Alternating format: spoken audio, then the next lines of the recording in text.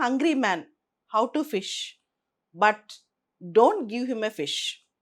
ఆకలేస్తున్న వాడికి ఫుడ్ ఎలా సంపాదించుకోవాలో ఎంపవర్ చేయాలి కానీ వాళ్ళకు రోజు అన్నం పెడుతూ కూర్చుంటే ఏ రోజుకి వాళ్ళు ఎంపవర్ అవ్వరు. ఇది చైనీస్ వాళ్ళ సామెత అనమాట.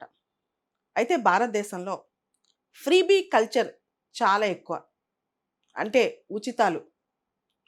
నాకు ఓట్లేయండి, నన్ను గెలిపించండి, మీకు ఉచితంగా అవి చేస్తాను ఇవి చేస్తానని చెప్పి ప్రతి ఎలక్షన్స్లో మనం వింటూ ఉంటాం. తమిళనాడులో ఇంతకుముందు ఇవి చాలా ఎక్కువ ఉండేవి.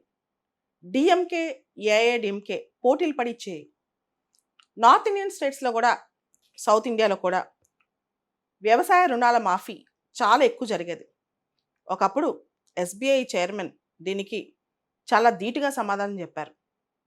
Form loan waiver is not only economic hazard, it is also a moral hazard అని. అంటే నేను గెలిస్తే రుణాలు మాఫీ చేస్తానంటే కట్టగలిగే వాళ్ళు కూడా రుణం తిరిగి కట్టరు. ఓట్లు వేసేసి గెలిపించుకుని రుణాలు మాఫీ చేసుకుని ట్రై చేస్తారు. ఇది నైతికంగా ఎంతవరకు రైటు? ఆర్థికంగా దేశానికి నష్టం, భారీగానే నష్టం. సో లీడర్స్ ఏముంది, వాళ్ళు గెలిస్తే వచ్చే 5 సంవత్సరాలో 10 సంవత్సరాలో ప్రజల్ని ఉచితాలు ఇస్తూ ఆశ చూపుతూ ఉంటారు. అసలు ఉచితాలు ఇవ్వటం వల్ల ప్రజలకి మేలు జరుగుద్దా?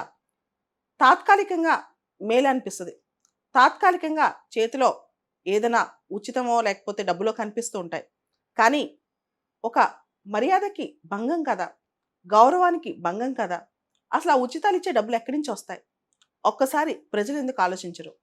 దీని మీద చాలానే చర్చ జరుగుతుంది దేశంలో.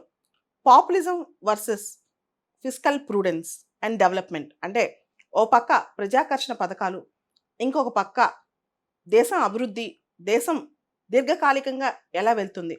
సో దీని మధ్య ప్రజలు ఎప్పుడు పాపులిజంకే ఓటేస్తారు. దానికి కారణం ఇప్పుడు మనం బాగుంటే చాలు, భవిష్యత్తులో దేశం ఏమైతే ఏంటి అని. ఈ నేరం రాజకీయ నాయకులదా, ప్రజలదా? దీనికి ఆన్సర్ ఎవరు చెప్పాలి? అసలు ఈ డిస్కషన్ ఈ మధ్య మళ్ళా చర్చలోకి వచ్చింది. 2-3 రోజుల క్రితం సెంట్రల్ గవర్నమెంట్ ఒక ఆల్ పార్టీ మీటింగ్ పెట్టింది. శ్రీలంక క్రైసిస్ నుంచి మనం ఏం నేర్చుకోవాలి అని. దాదాపు 28 పార్టీలు అటెండ్ అయ్యాయి. కాంగ్రెస్ అటెండ్ అయింది, లెఫ్ట్ పార్టీలు అటెండ్ అయ్యాయి, డిఎంకే అటెండ్ అయింది, టీఆర్ఎస్ వాళ్ళు అటెండ్ అయ్యారు, వైఎస్ఆర్సీపీ వాళ్ళు అటెండ్ అయ్యారు, అందరూ అటెండ్ అయ్యారు. అయితే మొత్తం అక్కడ ప్రజెంటేషన్స్ ఇచ్చారనమాట. సో శ్రీలంక క్రైసిస్ ఎలా ఉంది, దాని తర్వాత భారతదేశం శ్రీలంక నుంచి ఏం నేర్చుకోవాలి, భారతదేశంలో రాష్ట్రాలు ఏం నేర్చుకోవాలి, ఇలా ప్రజెంటేషన్స్లో రకరకాల విషయాలు డిస్కస్ చేశారు. అయితే మన ఎక్స్టర్నల్ అఫైర్స్ మినిస్టర్ జయశంకర్ గారు శ్రీలంకలో జరుగుతున్న క్రైసిస్ ఖచ్చితంగా మనకి ఒక పెద్ద కన్సర్నే. దానికి కారణం అది మన ఇమీడియట్ నైబర్. సో ఆ దేశానికి కష్టం వస్తే మన కన్సర్న్ లేకుండా ఎలా ఉంటుందని ఆయన చెప్పారనమాట. ఆయన ఇక్కడ 2-3 మాటలు చెప్పారు. ఫిస్కల్ ప్రూడెన్స్, రెస్పాన్సిబుల్ గవర్నెన్స్ ఉంటూ కల్చర్ ఆఫ్ ఫ్రీబీస్ ఆపేయాలి అని చెప్పి. అంటే ఆర్థిక మూలాలు ఎప్పుడు కూడా మనం ఆర్థికంగా మనం చేసే పనులన్నీ ప్రూడెంట్గా ఉండాలి దేశం విషయంలో.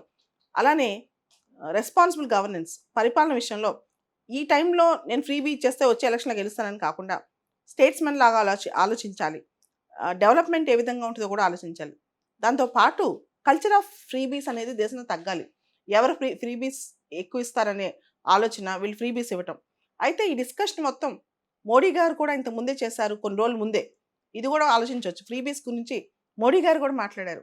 ఫ్రీబీస్ అంటే రేవడీ కల్చర్, అంటే గివింగ్ తాయిలాలు ఇవ్వటం. ఇంగ్లీష్లో రేవడీ కల్చర్ అంటే స్వీట్స్, తాయిలాలు పంచడం అనమాట. భారతదేశంలో ఒక డేంజరస్ కల్చర్ ఉంది. చాలా పొలిటికల్ పార్టీస్ ఎలక్షన్స్ రాగానే తాయిలాలు పంచడానికి ట్రై చేస్తాయి, ఇస్తామని ప్రామిస్ చేయడానికి ట్రై చేస్తాయి. కానీ దేశానికి అది చాలా దరిద్రం. It is very dangerous for development అని మన ప్రధానమంత్రి మోడీ గారు బుండేల్ఖండ్ అక్కడ ఎక్స్ప్రెస్ హైవే లాంచ్ చేస్తూ కూడా ఆయన చెప్పారనమాట. సో అయితే కొన్ని స్టేట్స్ మాత్రం ముఖ్యంగా స్టేట్స్ మీద పడ్డారు ఈ మీటింగ్లో. చాలా రాష్ట్రాలు ఇండియాలో ఈ విధంగా ఫ్రీబీ కల్చర్ని డెవలప్ చేస్తున్నాయని చెప్పి కొన్ని రాష్ట్రాల గురించి కేస్ స్టడీలో ప్రత్యేకంగా చెప్పారు. దాంతో కొన్ని పొలిటికల్ పార్టీస్ కోపం వచ్చింది. ఉదాహరణకి ఒక ప్రజెంటేషన్లో టీఆర్ఎస్ గురించి మాట్లాడారు. టీఆర్ఎస్ గవర్నమెంట్లో జిఎస్డిపిలో ఎంత అప్పు ఉంది అనే దాని మీద తీసుకొచ్చారనమాట. దాదాపు